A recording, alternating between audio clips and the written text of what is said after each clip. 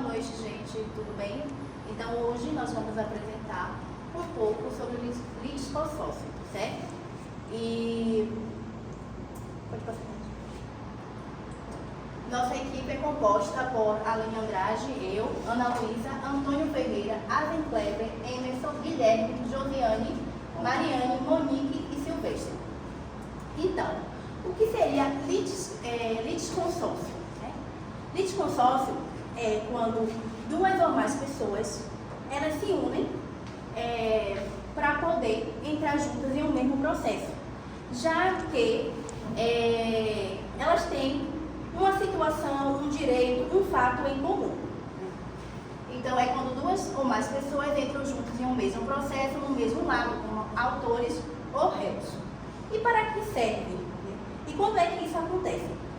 Acontece quando essas pessoas passam por situação, por exemplo, eu vou dar um exemplo aqui de um condomínio, né, em relação a uma situação da Embasa. Há um vazamento e vários moradores estão se queixando. Então, para não ter vários processos e demorar, ou o juiz dar uma sentença para um diferente de outra, eles podem entrar apenas com um processo. E isso ajuda bastante, tem uma finalidade muito importante, que é evitar várias decisões diferentes. Além disso, vai ajudar para quê? Ajuda a economizar tempo no processo. E ajuda também a evitar gastos com relação ao judiciário, já que tudo vai ser resolvido de uma vez só. Então, daí a importância do litisconsórcio. E mais adiante, vamos falar um pouco da classificação dos tipos de litisconsórcio. Vamos falar sobre a classificação do litisconsórcio. A classificação do litisconsórcio serve para identificar quem está de que lado do processo, se o autor, réu ou ambos. Nesse quesito, há classificações. Nessas classificações, da ativa, que é quando várias pessoas juntas como autora do processo. Vou dar um exemplo.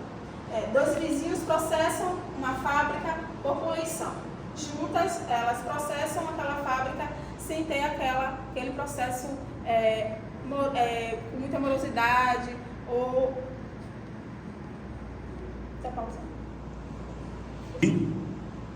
O passivo é quando várias pessoas são réis, ou seja, estão sendo processadas juntas. Exemplo, 3 sócios estão sendo cobrados por uma dívida da empresa. O misto é quando várias pessoas, ou ambos os polos, estão como autores, como são réus. Exemplo, 2 herdeiros processam outros 2 pela divisão dos bens.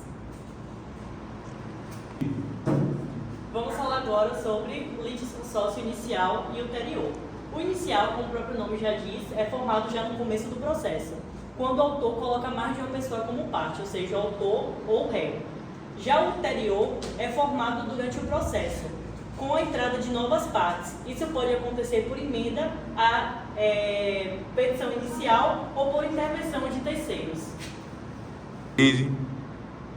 O litisconsórcio é necessário quando a lei exige que todas as partes envolvidas estejam no processo. O juiz deve determinar a inclusão.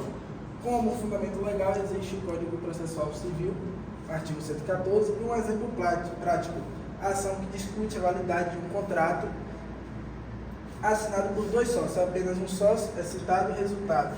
Nulidade do processo, pois ambos são litisconsortes necessitados. Diferente do litisconsórcio necessário, o facultativo, ele é opcional e depende da vontade das partes e da existência da conexão entre as demandas. Está baseado no artigo 113 do CPC. Vou dar um exemplo, que é o exemplo que é 2 vizinhos prejudicados por uma obra. Pode, se quiserem, ajuizar a ação em conjunta ou contra o responsável, mas também pode ingressar separadamente. Necessário vezes facultativo. Aí eu trouxe esse comparativo. Necessário, ele é obrigatório, sim. Facultativo, não. Ele precisa a presença do processo, todos interessados obrigatoriamente. O facultativo, participação é opcional. Eficácia da sentença depende da citação de todos. O da facultativo independe da citação de todos. Exemplo, anulação de casamento. E o facultativo é ações de vizinhos prejudicados. A base legal, artigo 114 do CPC e o artigo 113 do CPC. Eu vou falar do litisconsórcio simples e do unitário. O litisconsórcio simples é quando cada litisconsorte ele tem uma situação avaliada de forma independente na sentença. A decisão ela pode afetar cada um de uma maneira diferente.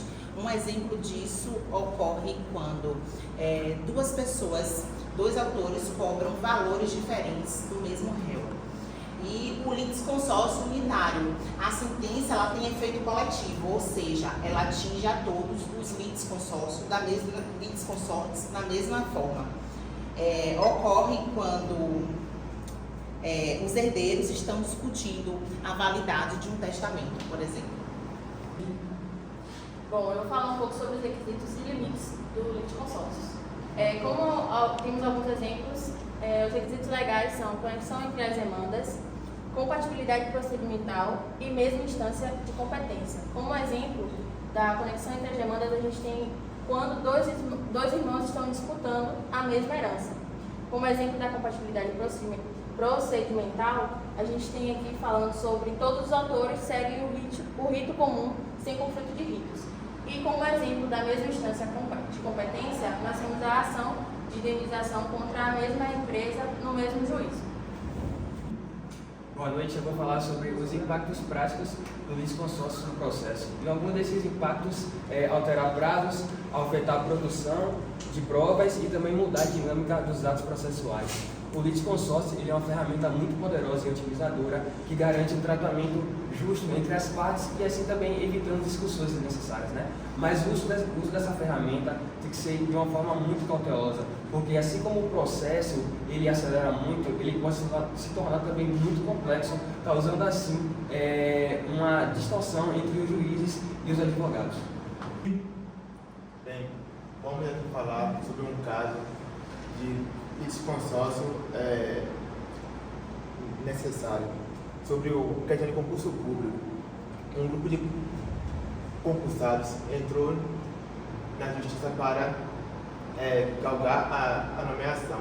Porém, a corte ela negou porque se tratava de uma expectativa de direito.